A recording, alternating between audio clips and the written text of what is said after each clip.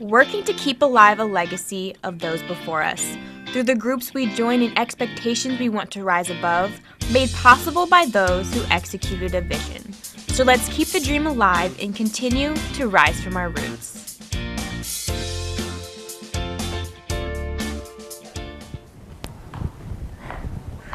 Hello everyone, and welcome to Rising from Our Roots. Today, we look at a leadership program which is known to be one of the most self-disciplined and most rewarding programs in the United States, ROTC.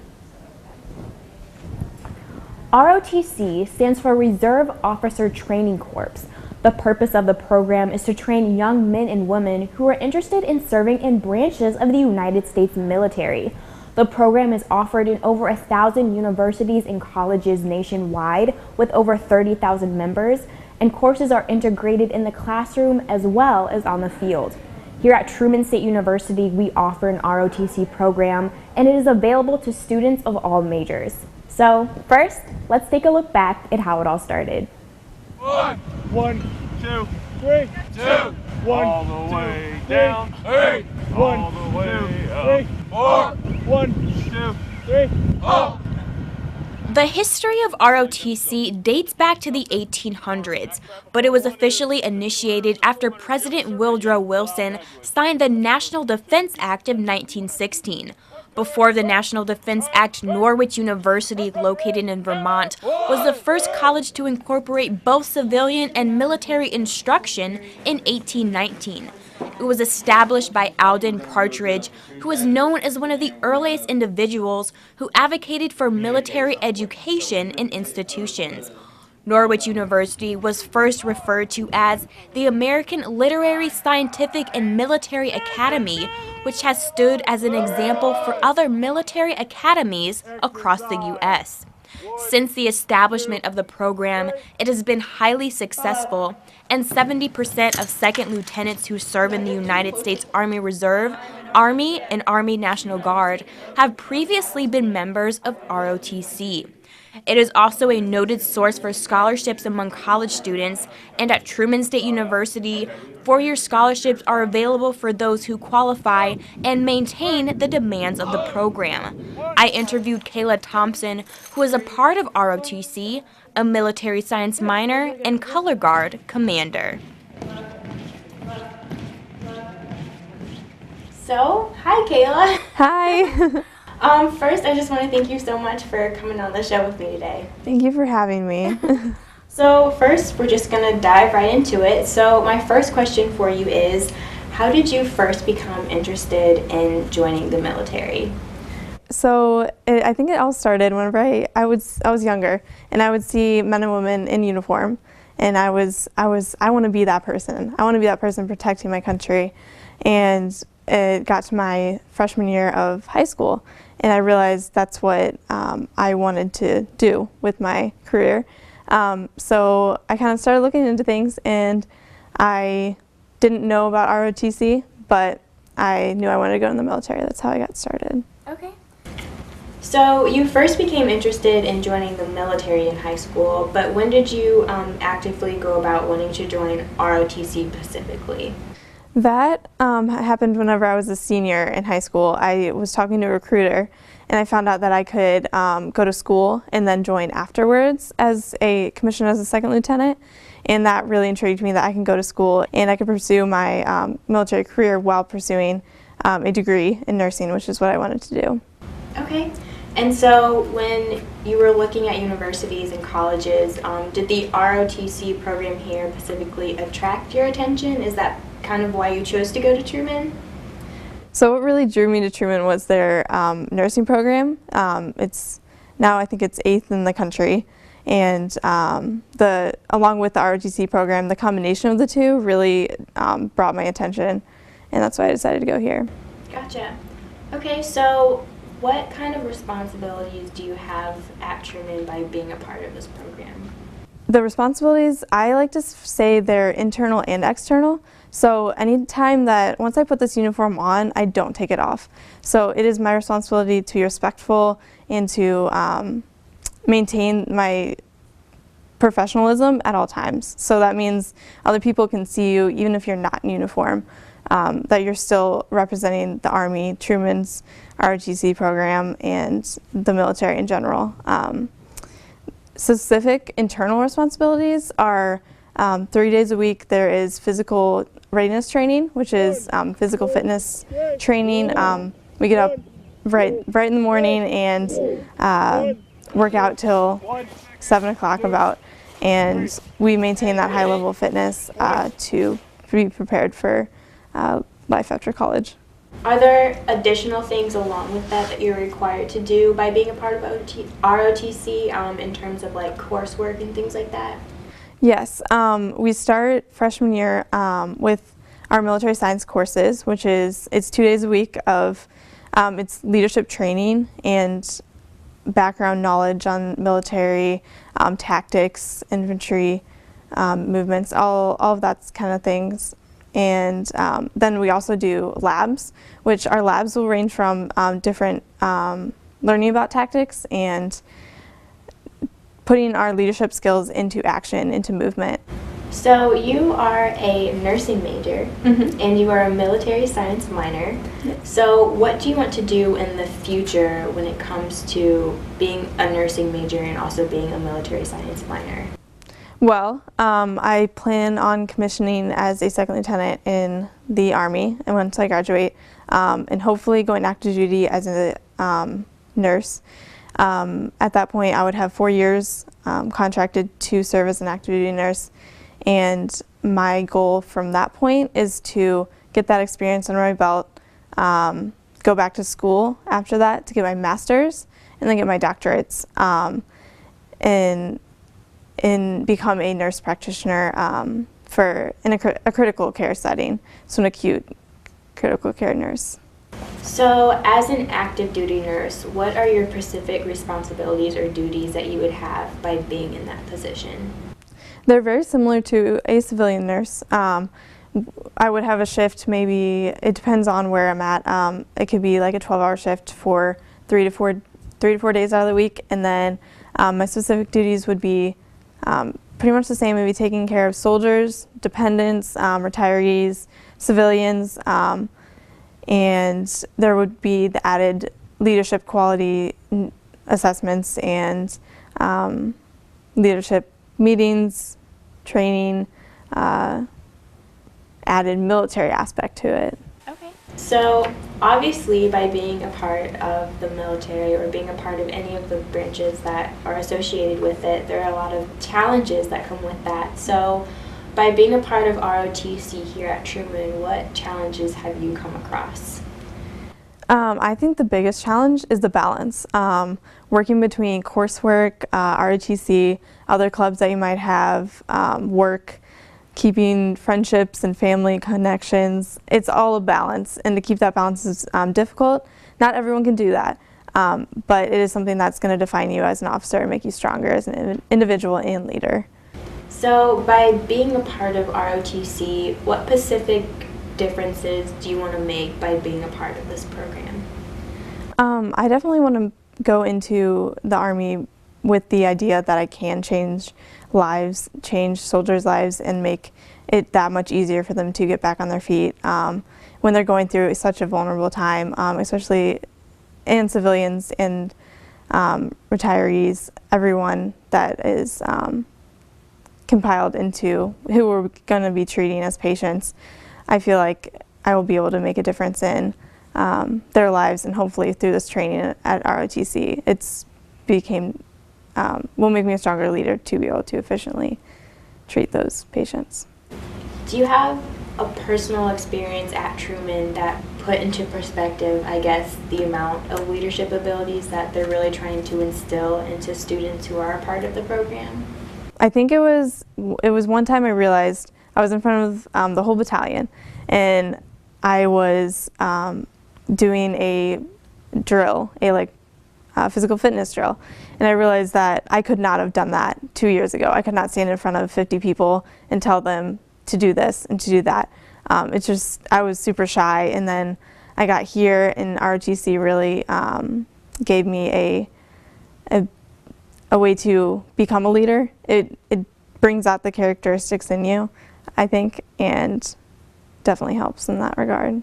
I think things like that are definitely like really, really inspiring. I can definitely relate to that by being someone who's kind of reserved and shy, and I can definitely see how this leadership program sort of kind of uplifts people to like bring out those characteristics. But something else that I would like to ask you are, what other programs here at Truman does ROTC sponsor? I know that you're involved in a couple of them, so. Well, we really try to reach out to a lot of organizations because we want the well-rounded individual. There's many of my classmates that we try to recruit because we see that there are many individuals that have the qualities of a leader, that have the qualities that can become an officer, and we really try to strive to reach out to those.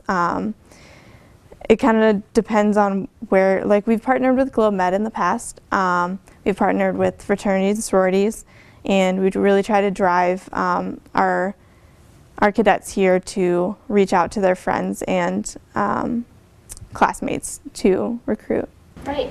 So you're also a part of Color Guard. Yes. And sharpshooters. So could you just kind of, I guess, give a brief description of both of those? Color Guard, well, it is a organization, we're part of ROTC, so we go to different events to honor and present the flags and colors at different events like the football games, graduation. It's a variety, but we really try to strive to maintain the legacy and tradition of the Army and the military in general. Okay. And then sharpshooters? Yes. Okay, so sharpshooters is actually a shooting club. We're not associated with ROTC or the military, but we try to educate our members on firearm safety and a basic understanding of how the weapon works. And then we do shoots to inform our members on different types of weapons. Okay.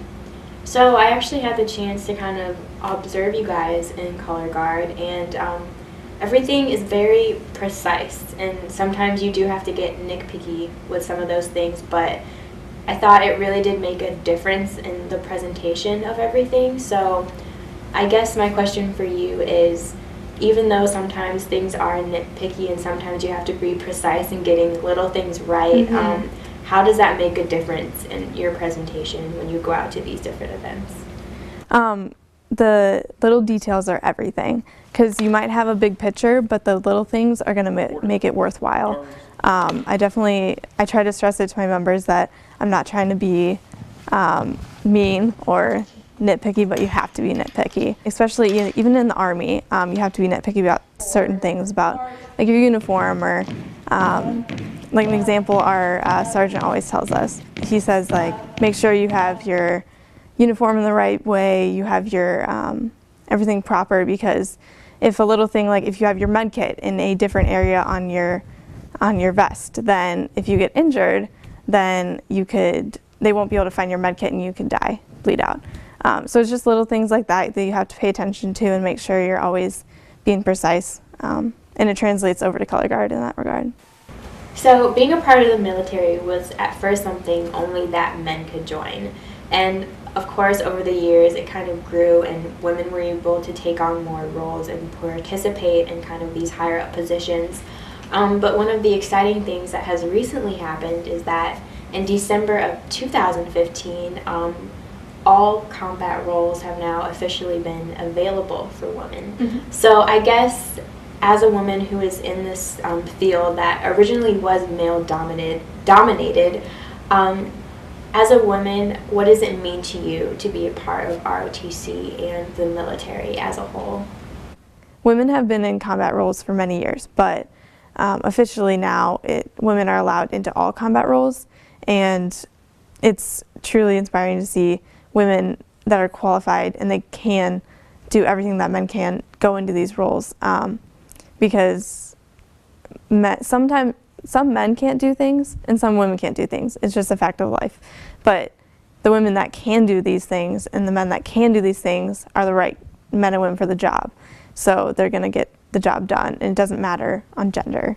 When you think of it, you don't think of the military to be closed off, but the growth that we've seen recently has been eye-opening to how far we have come in recent years. Right, right. You know, to me, finding that out, it was very, very surprising, you know. In 2015, you know, we're still opening up positions to women. You know, I think when we think about this, we think about, I guess, women's suffrage and gaining rights and stuff. We think of that being like years ago, but it's still happening in the present today. So I think it's great that women are still being able to get higher roles in positions like this in the military. So my next question for you is, how are you personally living up to the goals and the demands of being a part of ROTC? Personally, I think I strive every day to meet the demands of ROTC and the nursing program. I think it requires dedication to all aspects of your life because you have to be a well-rounded individual. So before someone actually commits to going into this program, what skills, or I guess what mindset, do they need to have before committing to something like this? You have to go in with the mindset that you're going into something bigger than yourself. You have to work towards the goal of the group, the mission, the end state, and become the driven person and have the mindset of a leader and a follower, because you'll have to do both at both times. So you mentioned that by being a part of the military that you need to be a leader and a follower. So I guess what type of circumstances will people be in to where they actually need to be capable of doing both of those things? An example is when you graduate from ROTC, you'll be a second lieutenant. You will have those above you and those below you, your soldiers below you. You'll have to be a leader too. You'll have to be that guiding mentor. But you also will have to be the follower, and that they're individuals above you, and you'll have to use both aspects of our training here to complete the mission and the end goal. So last summer you had the opportunity to go to Indonesia and teach English through ROTC. So how was that experience? Well, it was an amazing experience. It was defining in that I could see different cultures. I could experience the world. I've never been out of the country that far. It was an amazing aspect in that the ROTC program gave me a way to view culture and view life as an officer could be like. So. What has been the most rewarding part of being a part of ROTC? I definitely think it's the camaraderie between cadets here, because I know the person left and right of me are going to have my back. It's rewarding to see that we are made up of such a family, and we are going to move on to become officers that support each other, and from afar, possibly. But it's inspiring to see everyone's close, tight-knit group here. Right. And I guess, how has being a part of ROTC and wanting to be a part of the military in the future, how has that all affected your life so far? It's made me definitely a more disciplined individual, more confident in different aspects of my life I didn't think it could affect. Become more of a leader, an outgoing person that I strive to be one day. Gotcha. Okay. Well, Kayla, thank you so much for coming and talking to me. I think all of the branches of the military, everyone has a story, and it's definitely inspiring to hear. And with you, talking to you and seeing how you're actually getting started with all of this, so thank you so much for coming on. Well, thank you. It's an honor to work with you. Thank you all so much for tuning into this week's episode of Rising from Our Roots. Most of us know someone, whether it's a family member or a friend, who has served in a branch of the United States military. And for people like Kayla, it goes to show how some people have been deeply invested in this program at a very early age. Through Kayla's dedication and through all of the current members that are a part of ROTC, their dedication already goes to show their sacrifice to our country. ROTC not only advocates for military training, but it has taught its members lifelong leadership abilities that most people of all backgrounds can benefit from, and it has done so successfully for almost 200 years. Thank you all so much for tuning in. Make sure you tune in next time, and never forget to keep your dreams alive by continuing to rise from your roots.